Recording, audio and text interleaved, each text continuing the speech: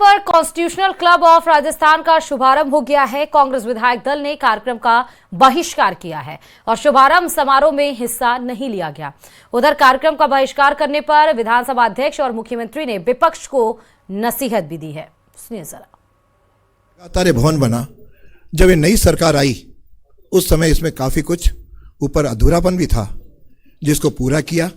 हालांकि ये जो चीजें बनती हैं, निमित्त कोई भी बनता है, लेकिन इसमें राजस्थान की 8 करोड़ जनता का पैसा खर्च होता है। यहाँ हम राजनीतिक चर्चा तो अवश्य करें, लेकिन इसमें राजनीति न करें, ऐसा मेरा इसमें सबसे आग्रह है कि अगर हम नए मकान के अंदर जाते हैं तो उसमें कुछ ना कुछ अनुष्ठान करके ही जाते हैं।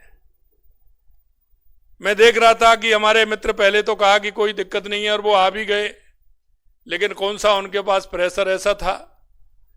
इसमें सहभागिता में कोई ऐसी बात नहीं थी। आप भी अगर गए हैं, कहीं नए मकान में जाते हैं, कहीं नयापन या महसूस करते हैं, तो आप भी कहीं ना कहीं अच्छे कार्य को एक विधि विधान के द्वारा उसमें शुभारंभ करते हैं। कॉन्स्टिट्यूशन क्लब शुभारंभ समारोह का बहिष्कार करने पर संसदीय कार्य मंत्री जोगाराम पटेल कांग्रेस पर जमकर निशाना साधते हुए नजर आए।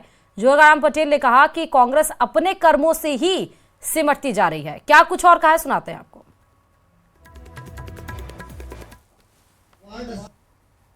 भाइयों के लिए भी बनाया, आइए उसमें शरीक होइए, आनंद लीजिए और हमेशा कॉन्स्टिट्यूशन क्लब में जो सुझाव है और बेहतर कैसे बन सकता है उसमें सुझाव दीजिए। ये कह सकते हो कि कांग्रेस पार्टी नहीं आ रही है, विपक्ष में तो सभी विपक्ष का बड़ा दल है, विपक्ष का बड़ा दल है। अब आप उसको बड़ा कह सकते हो।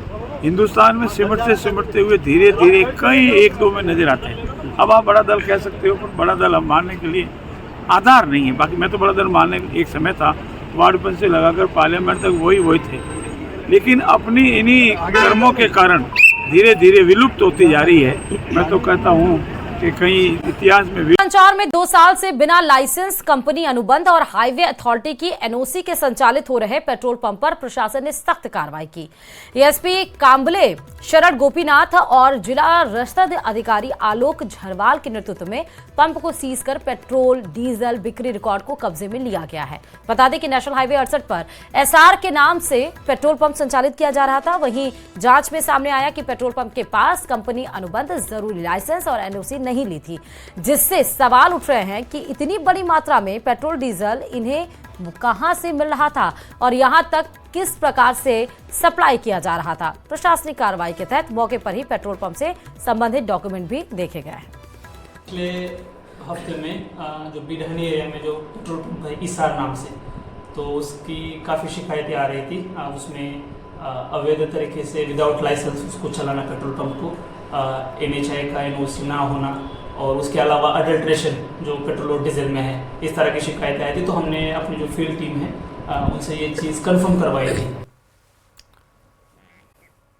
नवमी के साथ साथ वीकेंड की वजह से सुबह से ही बड़ी संख्या में श्रद्धालु खाटू पहुंच रहे हैं। देश के कोने कोने से नाचते गाते श्रद्धालु खाटू श्याम जी में बाबा के दरबार में आ रहे हैं। खाटू श्याम जी से रिंगस तक का पूरा सड़क मार्ग पद यात्रियों से भरा हुआ है। बाबा का मुख्य मेला एकादशी को भरता है, लेकिन नवमी के बाद से ही बड़ी संख्या में श्रद्धालु खाटू में रुकना शुरू कर देते हैं और अगले 3 दिन यहीं पर बड़ी संख्या में श्रद्धालु रहेंगे। बड़ी संख्या में लोग सेवा करने के लिए भी खाटू पहुंचे हैं। खाटू श्याम जी में बाबा श्याम के वार्षिक लक्खी मेले का आज 9वां दिन है और नवमी, दसवीं और एकादशी को बाबा के दर्शन का विशेष महत्व माना गया है। हालांकि सबसे जो ज्यादा श्रद्धालु है वो एकादशी के दिन दर्शन करने के लिए आते हैं, लेकिन आज आप देख रहे हैं कि जिस तरह से जो श्रद्धालुओं का हुजूम खाटू में उमड़ा है, उसमें से अंदाजा लगाया जा सकता है कि अगले जो 3 दिन है वो बड़ी संख्या में श्रद्धालु यहाँ पर खाटू पहुंचेंगे और बाबा श्याम का जो है वो दीदार करेंगे। एकादशी को निश्चित तौर पर बाबा के दर्शन का सबसे ज्यादा महत्व एकादशी को ही माना जाता है और एकादशी को देश के कोने कोने से श्रद्धालु खाटू पहुंचेंगे।